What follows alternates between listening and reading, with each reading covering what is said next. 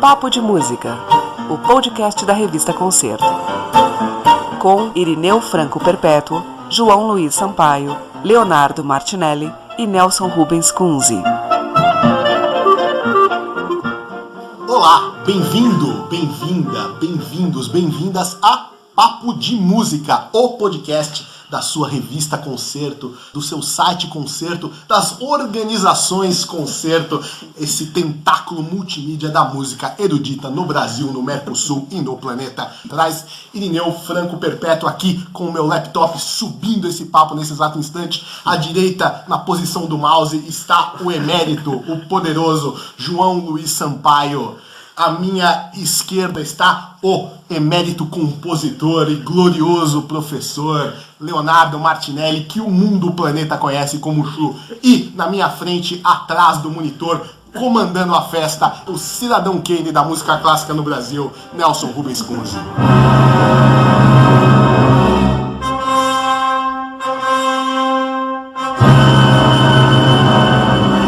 Vamos falar hoje uma coisa que é cara para todos nós, né? Teatro Municipal de São Paulo, que foi uma surpresa para mim, na verdade. Eles anunciaram 5 títulos de ópera para o segundo semestre. Uma ópera por mês, né? Quer dizer, pena que anunciaram que ia ser uma temporada de Metropolitan, mas enfim, tirando esse tipo de delírio, esse espírito de gincana que de vez em quando aparece nos gestores culturais brasileiros, é o limite do que dá para fazer no teatro, na verdade. Eu acho que com a estrutura até física do teatro, acho que não dá para fazer mais do que isso, assim. É bacana que abra, então, desse jeito, já que vai voltar a fazer ópera, a gente estava carente de ópera no Teatro Municipal, e vai fazer uma por mês. Ô Chu, eu entendo o já do Nelson, porque prometeram tal, mas aí esse ano os boatos estavam jogando essa inauguração cada vez mais pra frente. Dizia que ia abrir de leve, que não ia ser pra valer. Muita gente dizia que só ia abrir em setembro. Então, se em junho, a situação é tão grave que a gente acha, puxa, ainda bem que é já em junho que estão abrindo esse negócio, porque realmente estava anunciado um Titanic batendo no iceberg. É verdade. Eu acho também que não só são 5 óperas, mas eu acho que também são 5 óperas interessantes. Quer dizer, é uma temporada, enfim, pensada, tem um conceito aí. João Luiz Sampaio. Se for pensar os títulos que foram escolhidos, né, A Menina das Nuvens, uma ópera brasileira, o Rigoletto, enfim, uma ópera italiana, o Ravel, o Wagner e uma opereta. Quer dizer, pelo menos a princípio, é claro que a gente vai falar daqui a pouco também do futuro e do ano que vem e o que vem por aí, mas a princípio, quer dizer, é auspicioso, digamos assim. Então, você ter uma ópera por mês, e pelo menos em teoria, significa um comprometimento de produção, quer dizer, você, né, articular uma forma de produção.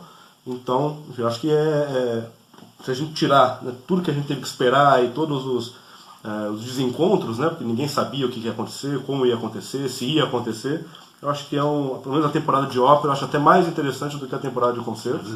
Acho bem mais interessante. E eu acho que, enfim, é auspicioso. Ah, pois é, João, a gente tava falando isso outro dia, né?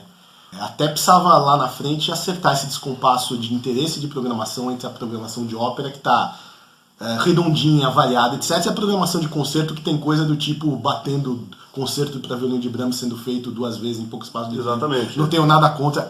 Alô, galera, eu adoro Brahms. Eu tenho várias gravações, eu ouço várias versões do concerto para violino de Brahms na minha casa. Mas, poxa, o Teatro Municipal ficou tanto tempo sem concerto, agora tá cruzando, batendo esse repertório. O repertório de violino é tão vasto, sabe que não dava para as orquestras da casa terem se conversado e feito uma coisa mais variada, quer dizer, ainda mais no caso de concerto sinfônico. Irineu Franco Perpétuo. No caso de ópera, o municipal está meio que sozinho. Mas no caso de concerto sinfônico, a cidade é bem fornida com outras temporadas, né? Acho saudável que uma orquestra olhe o que a outra está fazendo, para não ter tanta intersecção de programas. Agora na mesma instituição, né? E agora, a articulação dos corpos estáveis lá é outro assunto, né? Isso aí já... Mas, falando das óperas, né? O teatro abre em agosto com A Menina das Nuvens do Villa-Lobos.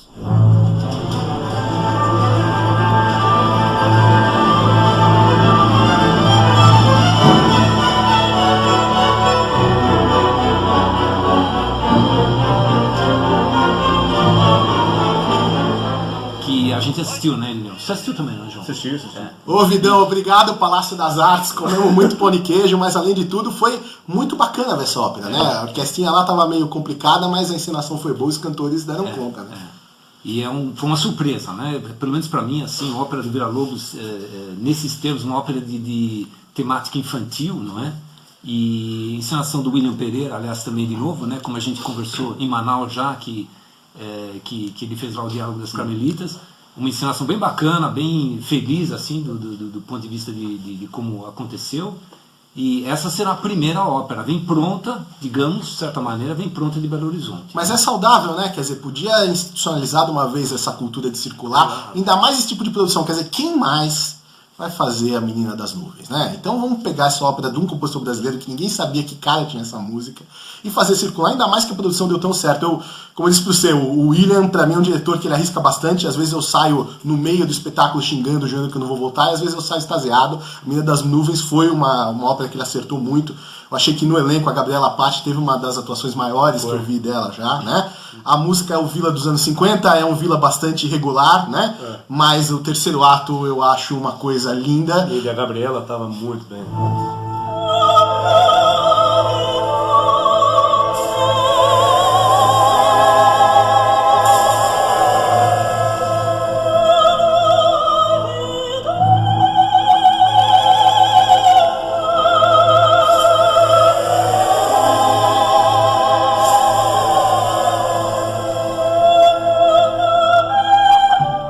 Calma, João, guarda o babado. Será ela novamente. Será ela novamente. Para a alegria de João Luiz Sampaio, será a Gabriela Patti novamente.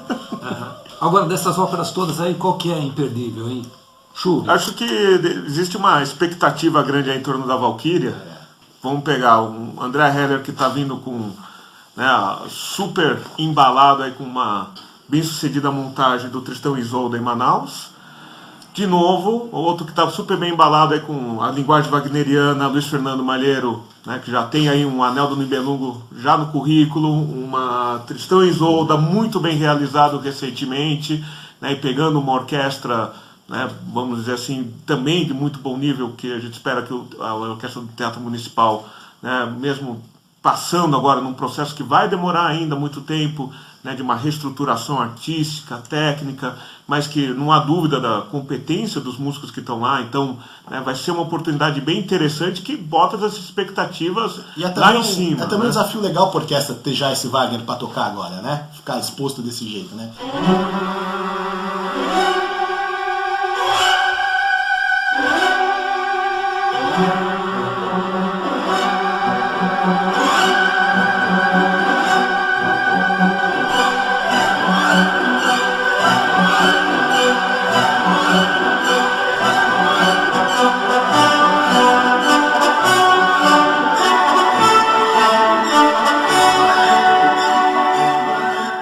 Agora, João, você que é o homem dos cantores, você sabe algo desse elenco aí da Valquíria? Você que tem muitas fontes, Facebooks. Olha, o elenco da Valquíria é um elenco basicamente internacional. Quer dizer, estou procurando aqui. Porque lá em Manaus o Malheiro fez duas Valquírias muito boas, né? Mas com muita gente do Brasil, né? Ele tem, dois elencos aqui, vamos repassar os nomes aqui. O tenor que faz o Zygmunt é o Martin Miller. O Martin Miller vai cantar Zygmunt? Vai com Zygmunt. Eu não sei, tenho a sensação... Que é brasileiro, né? É brasileiro, é gaúcho. Não sei se é um papel exatamente para a voz dele. Acho que a voz é um pouco leve demais. Vamos ver. Mas enfim, ele faz o Zygmunt. Duas sopranos se revezam como Sieglind. É a Lee Bissett, que eu não conheço. Também não. E a Eiko Sender, que já fez em Manaus. Opa! O Nelson lembra. O Nelson tá sorrindo porque aquela vez... Que foi... Nossa, muita conversa no Escarola depois.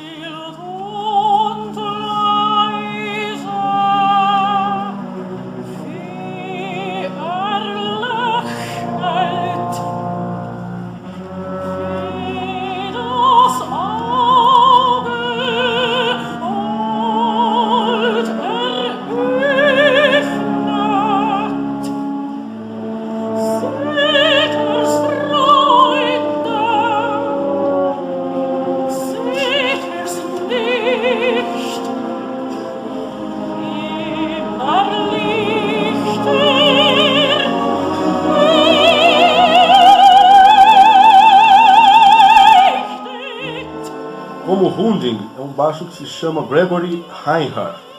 Eu não conheço também, não sei. A Brynhild é Caroline Wismont. O Wotan, Stefan Heidmann. Denise de Freitas faz a Frica. Aliás, foi por isso que ela não foi fazer a Brangueira lá em Manaus, né? Porque essa Valquíria era pra ser já em junho, mas enfim. E aí temos as Valquírias, que são, na sua uma maioria, galerona aí. enfim, cantoras do coral lírico, Mônica Martins, Silviane Bellato, Keila de Moraes, Laura Aimberê, Verushka Meinhardt, Lídia Scheffer, Adriana Kliss e Elaine Kaser. Este é o elenco aqui. Mas essa aí é a nossa expectativa, mas eu acho que a grande expectativa da casa é pro Rigoletto, né? Tanto que é o título do centenário, né? do centenário. E é o título que o Abel vai reger, não é isso? É o título que o Abel rege.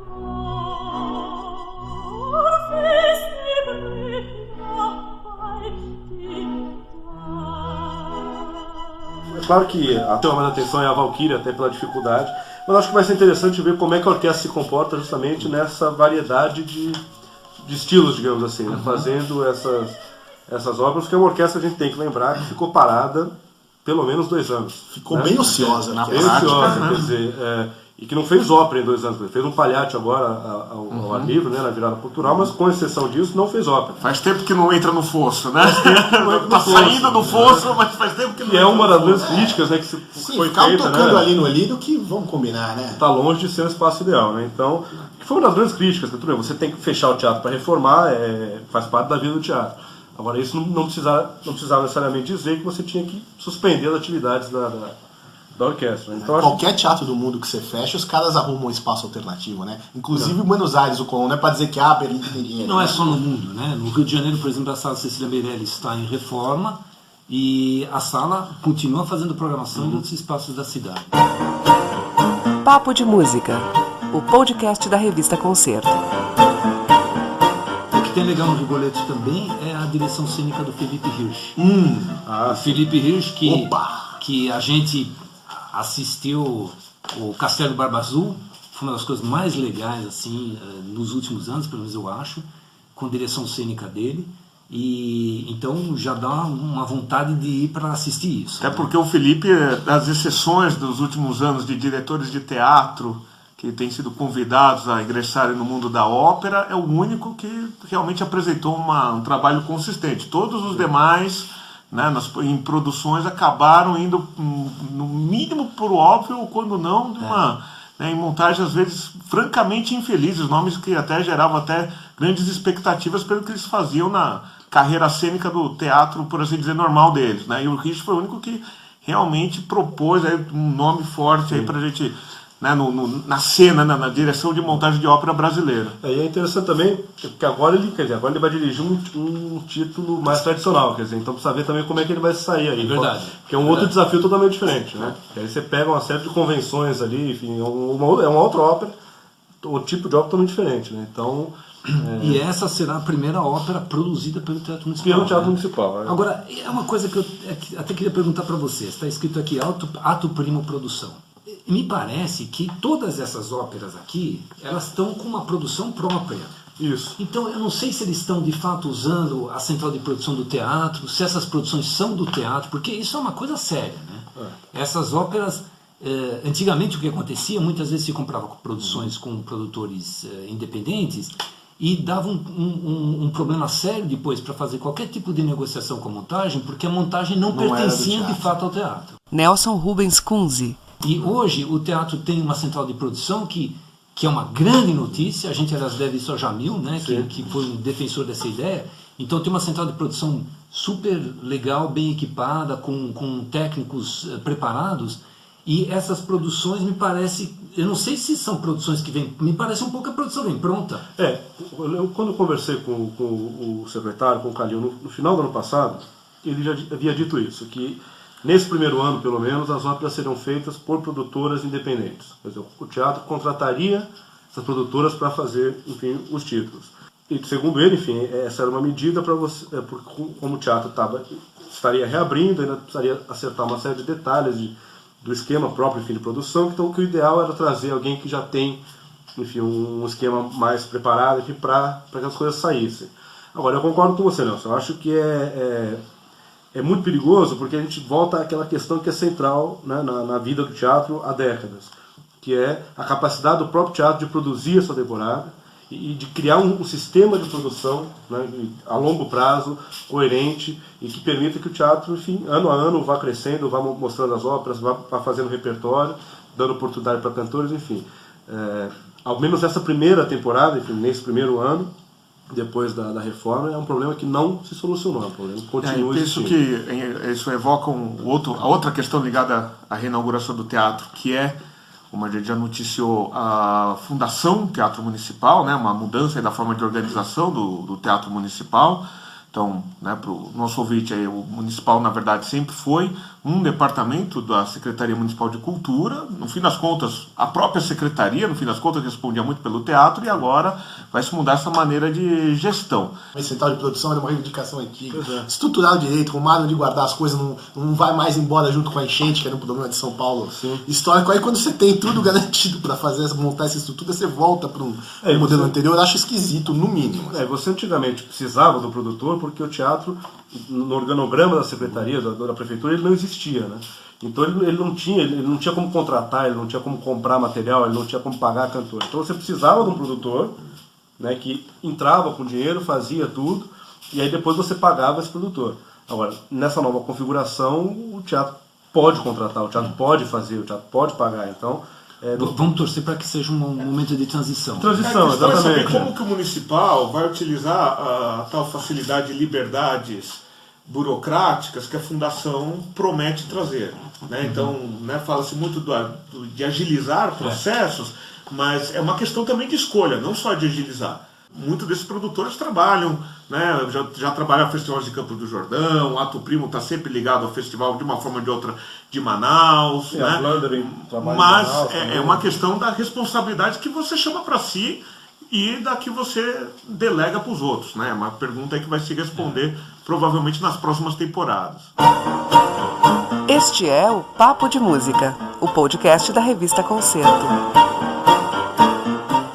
Chamando a atenção para um fato aqui, que talvez leve até a gente para um outro tema aqui, para dar bastante trabalho para o Marcos Feck, que é o seguinte: se você for pensar, a ópera que menos vai ter resta é a ópera da experimental de repertório.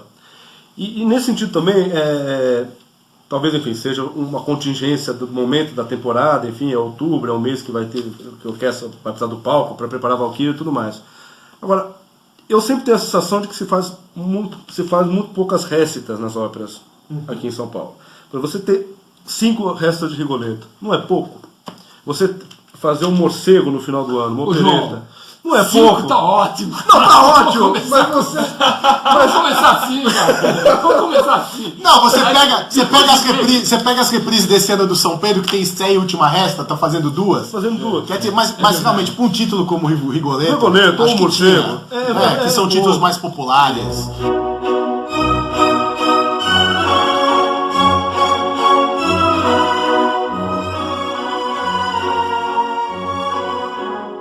Acho que podia ter uma... Desculpa tradicional é sempre não tem data. Se não tem data para a ópera que o teatro produz, tem data para quê? Boa pergunta. E aí a resposta é mais um teatro municipal para a cidade.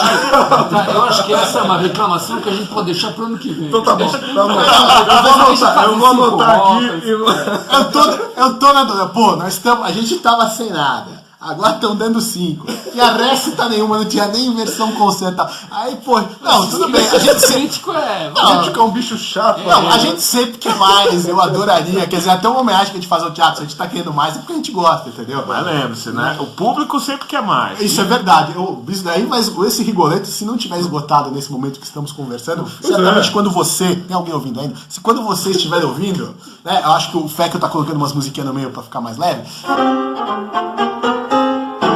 Quando você estiver ouvindo esse podcast, certamente não teremos nem Stehplatz à venda para... Aliás, né, já tá rolando cambista. Então, se tem cambista, é porque tá faltando ingresso. Ah, não, já estamos sendo muito Tá assediados. faltando em ingresso busca porque de- tem cambista. Exatamente.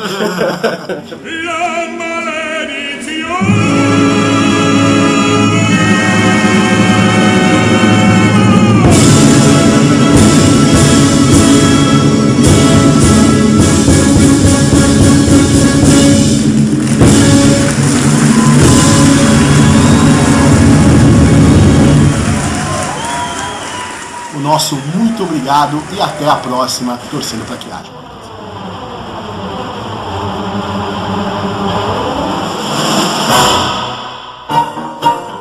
Papo de Música, o podcast da revista Concerto. Com Irineu Franco Perpétuo, João Luiz Sampaio, Leonardo Martinelli e Nelson Rubens Kunze. Produção e edição, Marcos Fecchio. Realização, Revista Concerto, Clássicos Editorial.